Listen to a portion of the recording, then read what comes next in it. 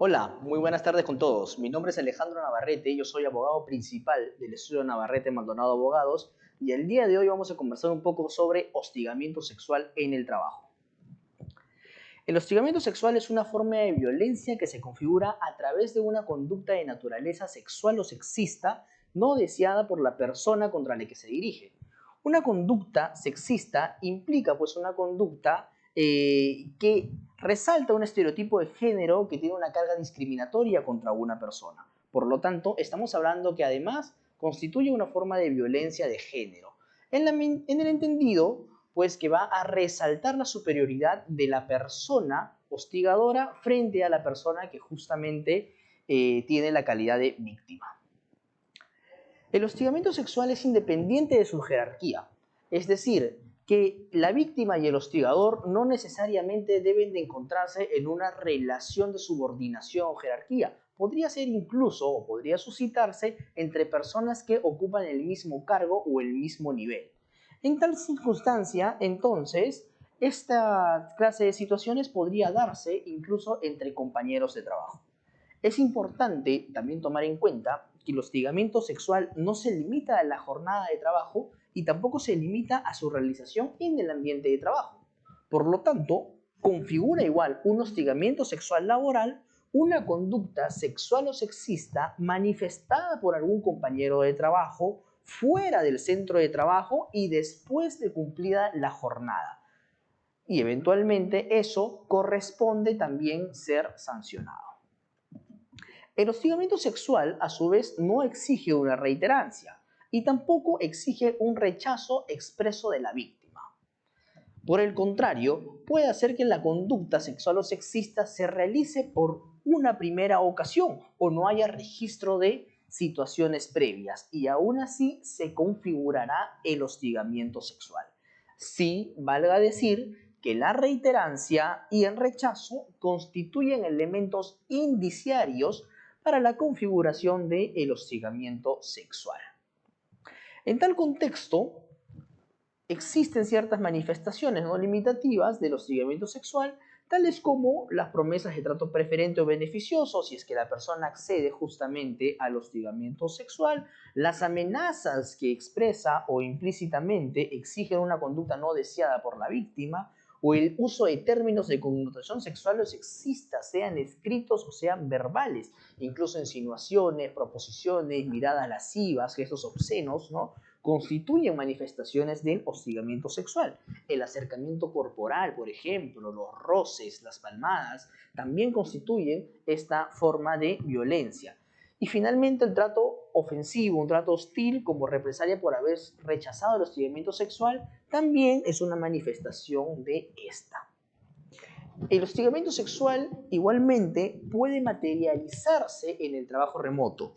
No es exclusivo del trabajo presencial. Y eso pues entendido que en tiempos actuales abunda el trabajo remoto y el teletrabajo y por lo tanto las distintas comunicaciones entre los colaboradores o el personal jerárquico puede materializarse también a través de los medios o la tecnología de información, el uso de las TICs eventualmente.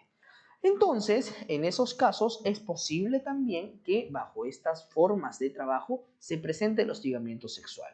¿De qué manera, por ejemplo? Cuando se envían fotografías a través de redes sociales, hablamos de WhatsApp, a través de repente de Microsoft Teams, de repente de aquellas plataformas de videollamadas que utilizan muchas empresas actualmente para poder laborar, o tal vez también a partir de proposiciones que tengan una connotación sexual a través de esos mismos medios de comunicación, llamadas telefónicas o de repente también algún tipo de insinuación que podría materializarse a través de esos medios, ¿no? Como exigir de repente a la contraparte que encienda su cámara sabiendo que se encuentra de repente en un lugar en donde está o podría realizar alguna actividad de naturaleza privada.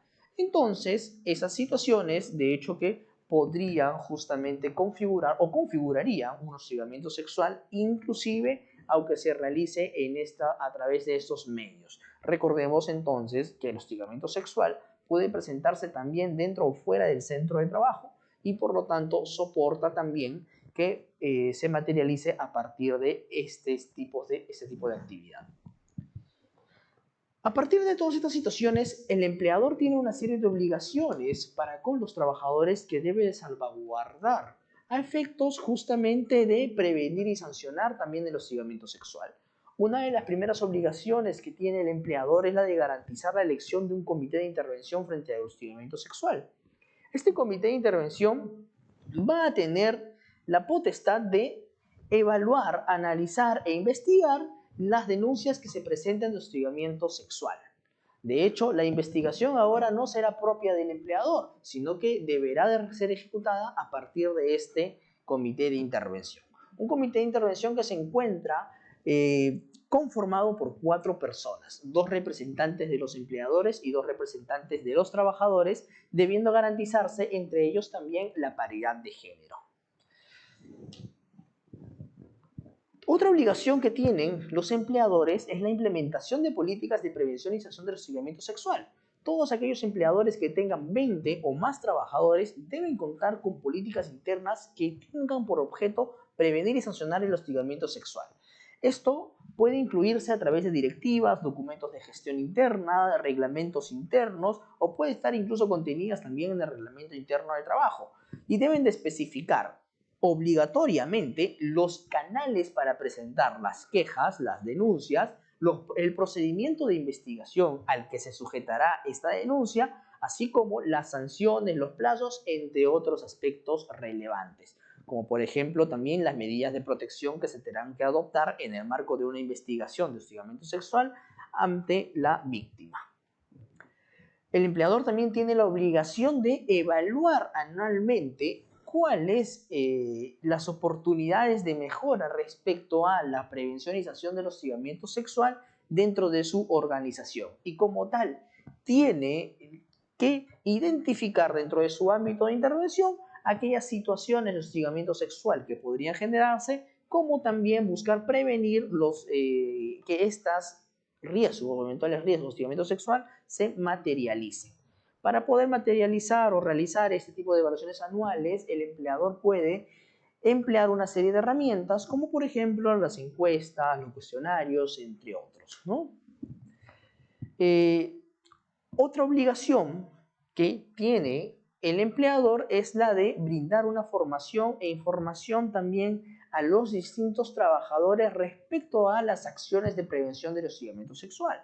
Por ejemplo, los empleadores tienen la obligación de brindar una capacitación al iniciar toda relación laboral, formativa o incluso contractual de cualquier naturaleza, incluyendo también a los locadores de servicio, a efectos de sensibilizar la importancia de combatir el hostigamiento sexual, permitirles identificar esas situaciones y a partir de ahí brindarles la información suficiente para que ellos puedan ser agentes de cambio y puedan justamente denunciar en los canales adecuados esta clase de situaciones.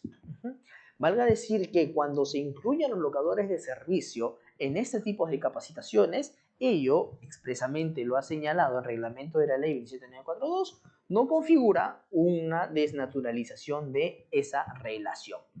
También tiene la obligación el empleador de brindar una capacitación anual al personal especializado, esto es, a los miembros del Comité de Intervención frente al hostigamiento sexual, como al personal de recursos humanos y a otros justamente que puedan intervenir en el procedimiento de investigación y sanción.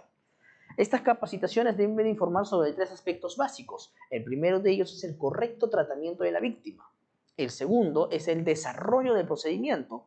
Y el tercero es la aplicación de los enfoques previstos en el artículo 5 del reglamento de la Ley de Prevención y Sanción del Hostigamiento Sexual.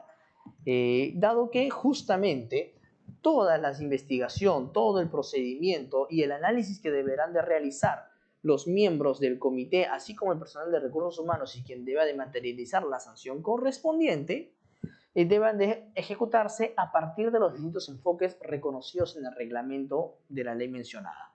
Esto implica un análisis a partir del enfoque cultural, un análisis a partir del enfoque de género, ¿no? Del enfoque social, entre otros aspectos.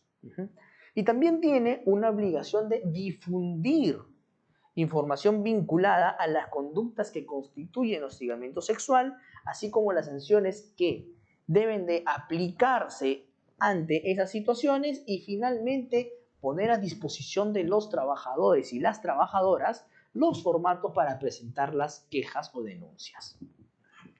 Finalmente, el empleador tiene como obligación la de aplicar medidas correctivas a efectos justo de impedir entonces que se puedan materializar más situaciones de hostigamiento sexual.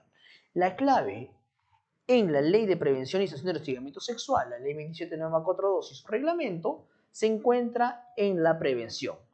Debemos de formar una cultura preventiva para justamente evitar que esta clase de situaciones se presenten en su organización y además también saber qué medidas debemos de aplicar cuando alguna de estas ocurra. En el estudio Navarrete Maldonado Abogados podemos ayudarlos para poder implementar todas estas obligaciones en sus organizaciones. No duden en contactarnos en compañía del equipo de ICJ. Gracias.